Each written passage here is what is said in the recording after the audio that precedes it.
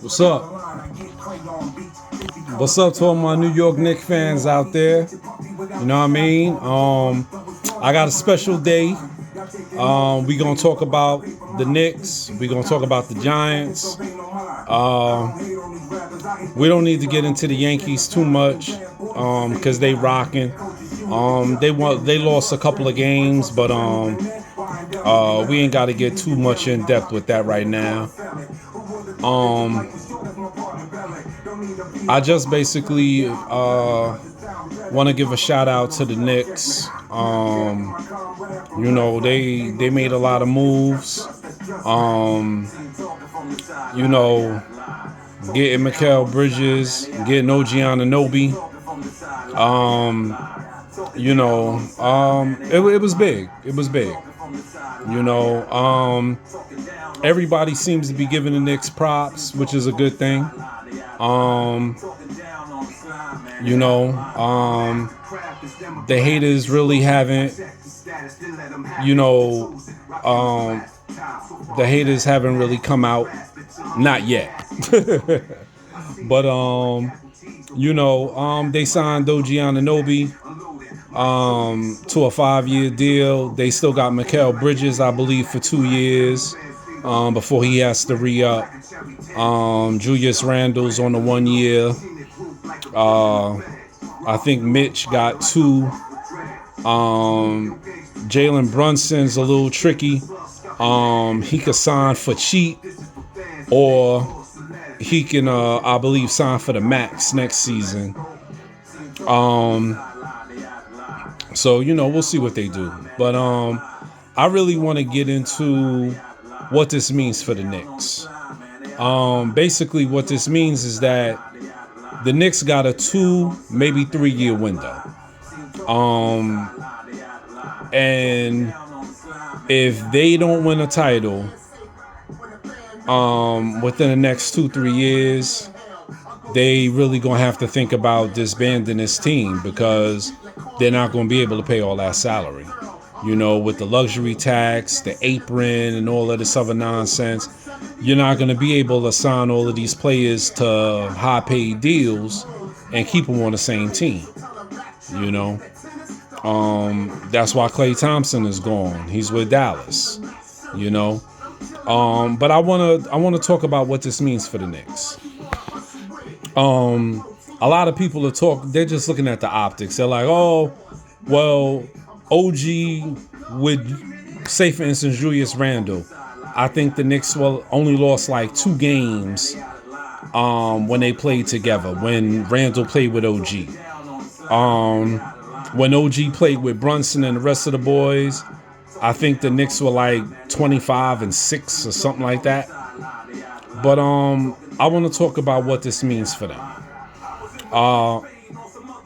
Obviously, Paul George re-signed. Well, not re-signed, but he signed the deal with the Philadelphia 76ers. Jason Tatum re-upped. So the East is going to be tough, man. A lot of people are sleeping on the East. The East is going to be tough. But when you look at the Knicks and you look at how they're built, how they're structured, I think the Knicks got what it takes. Can they beat a healthy Boston team? If they in turn are healthy, that remains to be seen. But I think they're clearly second or third best team in the Eastern Conference. I think it's going to be between them and Philly. Milwaukee still got a lot to figure out. And Indy ain't ready yet. I'll take Orlando before I take Indy. You know what I'm saying? I think Indy just capitalized a lot on people getting hurt and things of that nature. Because, no. We're not even going to go there. But what does this mean for the Knicks going forward? When you look at what the Knicks got,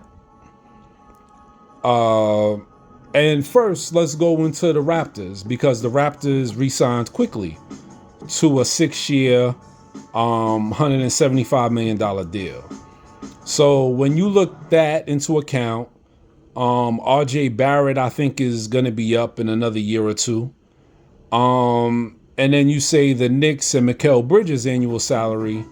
Right now, the Raptors are paying more for right now for what the Knicks have with OG and Mikal. What does OG and Mikal mean for beating the Boston Celtics? It means that it's going to be an interesting series, bro. It means that the Knicks have two legit wings that could play on the wing, could play D, can knock down the open three, and when you challenge the three-point shot, they could take it to the rack, or they could kick the ball inside and let Julius Randle eat. Because nobody could match Julius Randle's strength down low in the post. You know? So I think that's gonna be I think the Knicks are in a good position. But like I said, they gotta win within the next 2-3 years, bro. You know, now they did give up a lot.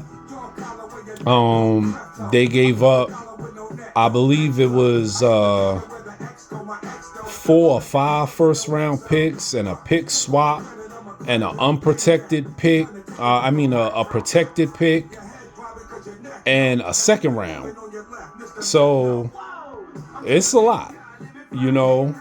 And then when you look at OG, they gave up Emmanuel Quickly and RJ Barrett. So, you know, do I think they match up well against Boston? I think they do. I think Mikal Bridges is going to stretch the floor. I think a healthy OG is going to be able to stretch the floor. And I think it's going to allow Julius Randle to eat. The one question I have is the Knicks management. Well, not the Knicks management, the Knicks coaching staff. And their ability to develop big men. I think you got to get Mitch in the gym and get him working on a hook shot, brother. You got to get Mitch a hook shot. You know, he's got the size. He's got the frame. There's no reason why Mitch can't hit a hook shot. You know what I'm saying? Especially on the run. And that would make the Knicks even more dangerous, more deadly, because then you got to respect Mitch somewhat from an offensive standpoint, other than just putbacks and lob dunks and things of that nature, which he's good at, you know. This also allows Tom Thibodeau to go a little deeper on the bench and not run guys into the ground, you know. Now you're talking about Dante DiVincenzo, Josh Hart, and Deuce McBride, and Precious Achiuwa are coming up off the bench, bro. Woo. Nice. And I think Precious is up for a deal, but even though Dante DiVincenzo, Josh Hart, and Deuce McBride on a second unit, that's real fast pace, bro. That's real fast pace. And that's a lineup where you could take out Jalen Brunson, you could take out Mikal, and you could take out OG. Sit them down. You know what I mean? Play Randall at the 5. You know what I mean? And Jericho Sims, it's time for you to step up too, brother. You know what I mean? You can't be just an athletic big and jumping out the gym. You got to have some sort of offensive game, whether it's a floater, the Isaiah Hartenstein floater, or a hook shot, something. You got to bring something to the table, my dude, besides just standing there and setting screens. You know what I mean? But I like the Knicks' chances. I think they match up well. The one matchup I am concerned with is the point guard. Because Drew Holiday is a dog, man. Now Jalen is a dog. Don't get me wrong. But Drew Holiday is a dog and he's bigger than Jalen. You know what I mean? So that might pose a little problem for Jalen getting off. But I like Mikal Bridges going up against Jaylen Brown. I do like OG Anunoby going up against Tatum. And I like Julius going up against Kristaps. You know what I mean? So, and oh my God. And please, can we stop the Julius Randle, Lauri marketing nonsense? I did mention it about 2 months ago, but I mentioned Lauri marketing and some picks for Julius. Not Lauri marketing straight up for Julius. That's insane, bro. Julius is an all NBA player, man. Are we really talking about this? You gonna trade Julius and picks for Lauri marketing? I'll tell you what, man. If the Knicks do some nonsense like that, I'm done, bro. Because that's straight idiotic. Some people are saying that my boy was texting me the other day. He's from Brooklyn. And he was like, y'all gave up all of this for Mikal Bridges, and he's not even our best player. I like Cam Thomas, and I think Cam Thomas has got a bright future in the NBA, but Brooklyn was not coming off of Cam Thomas. They were not going to do it.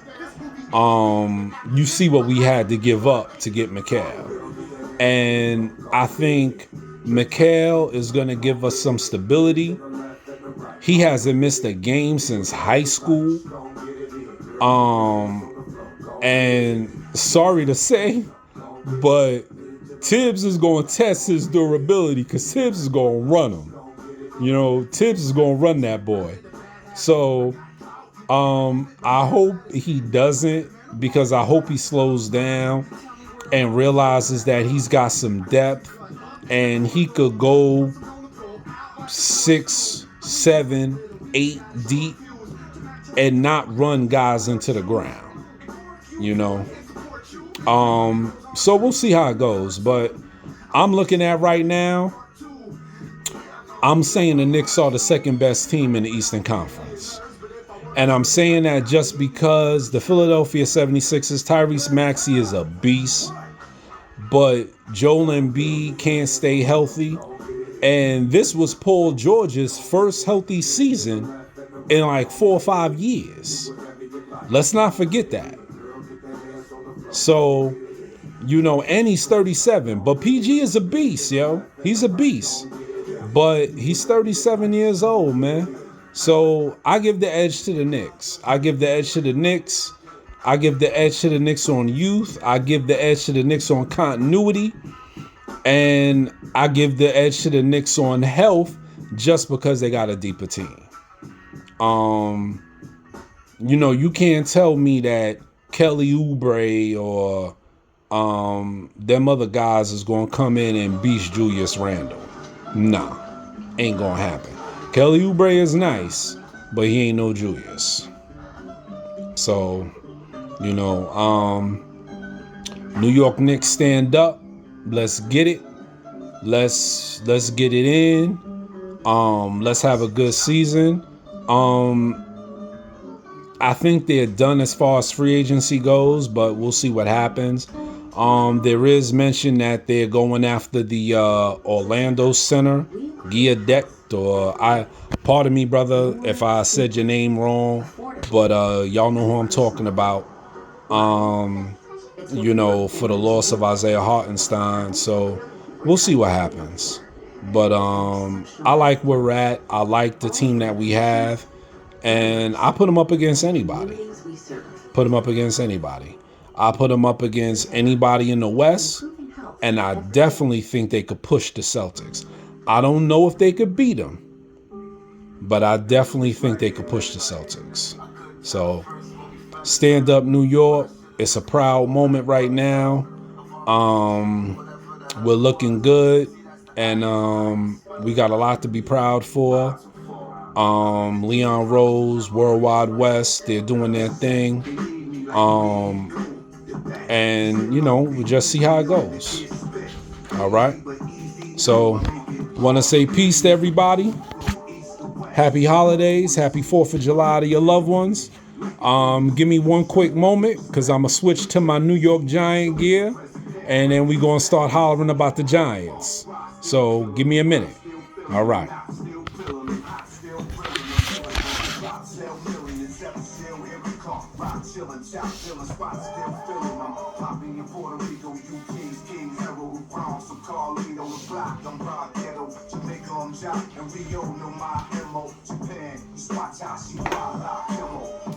I couldn't tell at first when we fell in love, but I should have left it alone like well enough. Of our relationship or whatever the hell it was. See, that's the irony, like the smell of blood. First I asked to hit shit and it done. I made the DJ promise to never play this record again. What's up, what's up? All right, Giant fans. I'm in the building. Had to change up real quick. Get my New York Giant gear on. You know what I'm saying? And first thing I want to do is I want to give a shout out to the Giants. They're looking good. I want to say what's up to my dog Kratos right there getting it in. My wife just took him out for a walk, so he's trying to get some air in right now. But just something real quick about the Giants. I'm not gonna keep y'all long, because they haven't started camp yet. But Daniel Jones is on track, health wise. Malik Neighbors is looking good. Jalen Hyde is looking good. Wandale Robinson is looking good. The question is still Evan Neal. If Evan Neal shows up to play, the Giants are going to be tough to beat, man. And they're going to be a surprise team in the NFL. If Evan Neal doesn't show up, it's going to be rough. So let's just cross our fingers. Hope that Evan Neal has a good camp. But I would like to go on record and say, going up against Brian Burns, Kayvon, and Aziz in practice, I think is going to wake Evan Neal up, man. And I think it's going to wake up the monster. Because Evan Neal's a beast, yo. I mean, when you look at it, you talk about this man is 6'7", over 325 pounds. He played at a big-time program in Alabama, so he's not a scrub. It's just confidence. He just needs to be coached up. And I think Carmen Bricillo, pardon me if I murdered your name, but you know who I'm talking about, the offensive line coach. Hopefully he comes in. He could get the best out of Evan Neal, keep Andrew Thomas healthy, keep developing John Michael Schmitz, and we could be there, man. We could be right there. And I saw today where Tiki Barber, he was answering the comments of Saquon, because as you know, Tiki Barber came out and said that Saquon is dead to us, talking about the Giants as a family, as a franchise. And Saquon took offense to that and was like, when you see me, you don't say that, and blah, blah, blah. You don't act like that when you've seen me before, and this, that, and the third. I mean, let's talk on it. You know what I mean? Saquon, I've said it before. I love Saquon. I'm always going to love Saquon. You know what I'm saying? But Saquon wanted the bag, yo. You can't say you wanted to be a Giant for life, and you chase the bag. You know what I mean? And not only did you chase the bag, you chased the bag with the Philadelphia Eagles. Like, come on, dude. Like that's a strict no-no, man. That's a strict no-no. So, I mean, I gotta respect Saquon. He did what he had to do for his family. And he thought that was the best decision for him. But that's gonna leave a nasty taste in people's mouth. You know what I'm saying? Because they feel you're not loyal. They're talking about Tiki Barber. He retired instead of going to another team. You know what I mean? And Saquon's too young to retire. But we'll see what happens. Me personally, I mean, I love Saquon, but I hope the Giants put him on his ass when we play him. I hope they put him on his ass. But, I hope they don't hurt him. But I hope they put him on his ass and show him what he did.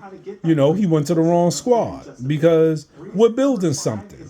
And if we could have had Saquon with Malik Neighbors, a developing Jalen Hyatt, a developing Wan'Dale Robinson, a hopefully healthy Andrew Jones, and a motivated Evan Neal, yo, man. I mean, but I understand, he got tired of losing. He wanted to really showcase his skills with one of the best, arguably, offensive lines in the league. And the pressure's on him. And it's also on the Giants for when we play him to shut his ass down. So, I just wanted to say that. But, the Giants not in camp yet, but, they looked good in mini camp and OTAs. Malik Neighbors was making some grabs. Jalen Hyatt was making some grabs, made an excellent one-handed catch, toe tap in the back corner of the end zone. Wan'Dale Robinson was running away from the defense. A lot of it is going to come down to Evan Neal, Andrew Thomas being healthy. Who's going to be the defensive tackle next to Dexter Lawrence, and what are we going to get from this secondary? That's going to be the question. What are we going to get from our nickel? What are we going to get from our starting corner? Me personally, I don't put Cordell Flott on the outside because I think he's too thin. Cordell Flott could play, but I wouldn't put him on the outside. But we'll see. I still think they need to hold some confidence in Trey Hawkins because he's too young to just give up on. You know what I mean? The dude is what? In his early 20s? Come on, man. He played one season in the NFL, dude. I mean, you got to give him some time. He's got the size. He's got the speed, So, you just got to... My thing is you got to live with it. You know what I'm saying? That's what you got safeties for. You know what I mean? That's what you got a rover like Isaiah Simmons for. So... But we'll see what the Giants do. But New York stand up. Like I said with the Giants, ceiling is 10 wins. Floor is 6. So that's right now. We'll wait to see how they look in camp. But right now, they still got some money under the cap. So let's see if they go out and get a Stephon Gilmore or a Justin Simmons or somebody in that light. Or maybe they could get an offensive lineman. Another interior offensive lineman. But I'm waiting to see what they do. But like I said before, happy 4th of July. Peace, love. Everybody stay safe. Love to your loved ones. Have a safe and happy holiday. Be careful with them fireworks. Everybody eat good. Get some steaks frying, some corn, steaks grilling rather, some corn, some nice chicken, some hamburgers, hot dogs, if that's your thing. Me and my family, we just gonna chill, probably feed the dog a steak or whatever for the holidays, and just do what we do. Cook some fish or whatever and have a good time. But I just want to say peace to everybody. Hope everybody stays safe again. Hope y'all have a good one. Happy holidays. 4 and counting. Peace.